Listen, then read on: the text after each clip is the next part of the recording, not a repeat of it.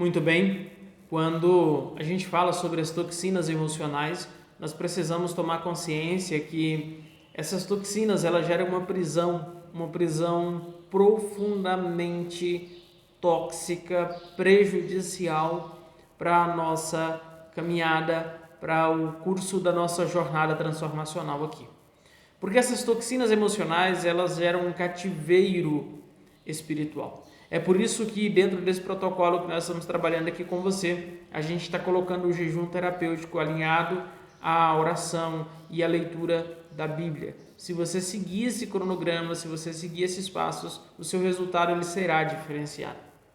Mas talvez você pergunte assim, José Sena, por que motivo não se devia livrar desse cativeiro?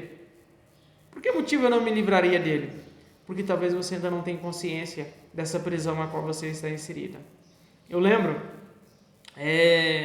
que uma passagem bíblica está lá no Evangelho de Lucas, capítulo de número 13, versículo de número 16, o texto vai dizer: por que motivo não se devia livrar deste cativeiro em dia de sábado esta filha de Abraão, a quem Satanás trazia presa há 18 anos? Porque quando eu falo sobre toxinas emocionais, quando eu falo sobre cativeiro espiritual, cativeiro emocional, você vai dizer assim, não, mas eu já aceitei Jesus, eu já sou cristão, eu já congrego, eu já sou pastor, eu já sou obreiro, eu já sou obreira, então eu já estou livre disso. Mas olha, esse texto ele é bem enfático, lá no Evangelho de Lucas 13,16, ele diz que essa mulher era uma filha de Abraão, e essa mulher estava presa há 18 anos. Ela cultuava, ela louvava, talvez ela dizimava, talvez ela ofertava, talvez ela cooperava, era uma mantenedora, mas ela estava aprisionada num cativeiro. E aí, eu não posso dizer para você que o cativeiro que a aprisionava era isso ou era aquilo, eu posso falar a partir daquilo que está escrito. Mas por que eu estou trazendo esse exemplo? Porque assim também acontece no que diz respeito às toxinas emocionais. As toxinas emocionais, elas vão agir na nossa vida como bloqueios, como travas, como obstáculos para nos aprisionar em cativeiros internos. E esse cativeiro, como eu disse, interno, não é externo, não é uma prisão fora, é uma prisão dentro. Por isso que a transformação começa a partir do renovo da mentalidade, começa aqui dentro de nós, começa do interior, flui de dentro para fora. E quando nós olhamos para esse texto do Evangelho de Lucas, o escritor e médico, ele registra-nos nesse capítulo que em um sábado, aparentemente como outro qualquer, Jesus estava visitando as sinagogas judaicas. E aí foi lhe dado a oportunidade para que ele pregasse a palavra, para que trouxesse uma mensagem.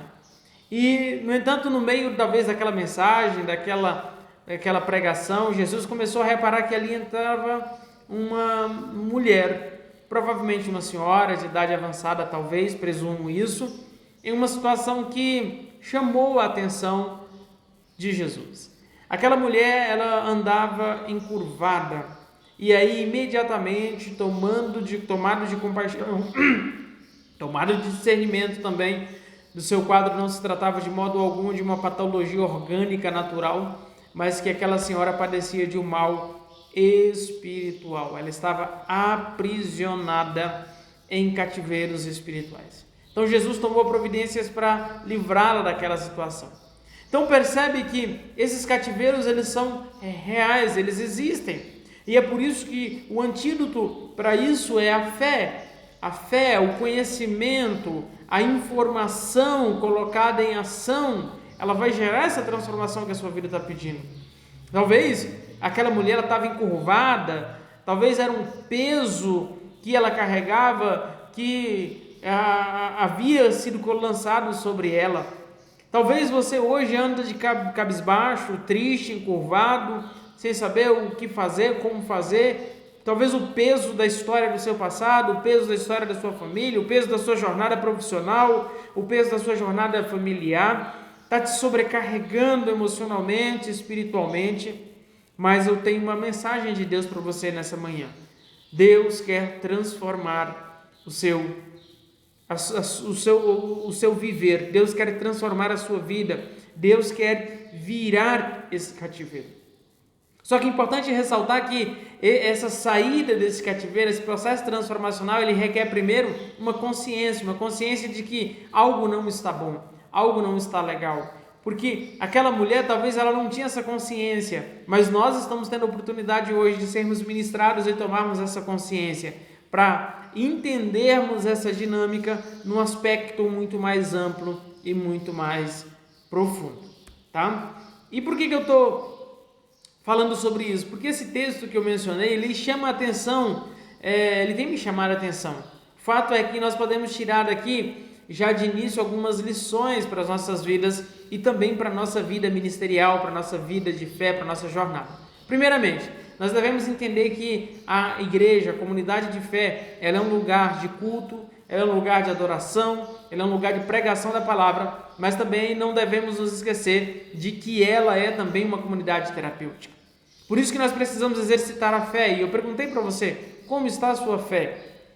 Porque dentro dessa comunidade, que é uma comunidade terapêutica, uma comunidade curadora, uma comunidade libertadora, e nós devemos ser esse agente de transformação, nós devemos ser essa resposta que a comunidade está pedindo. Porque as pessoas estão clamando a um Deus que eles ainda não sabem que é o Pai deles, mas que eu e você sabemos que é Ele, que o Deus de Israel, o nosso Pai, o nosso Senhor, Ele é o nosso Pai. Então as pessoas clamam a esse Deus, e esse Deus, Ele não vai descer e responder essas pessoas. Ele vai usar você, Ele vai usar eu, Ele vai usar nós como resposta à oração, ao clamor dessas pessoas. Por isso que nós precisamos tomar consciência de como nós estamos cuidando de nós mesmos.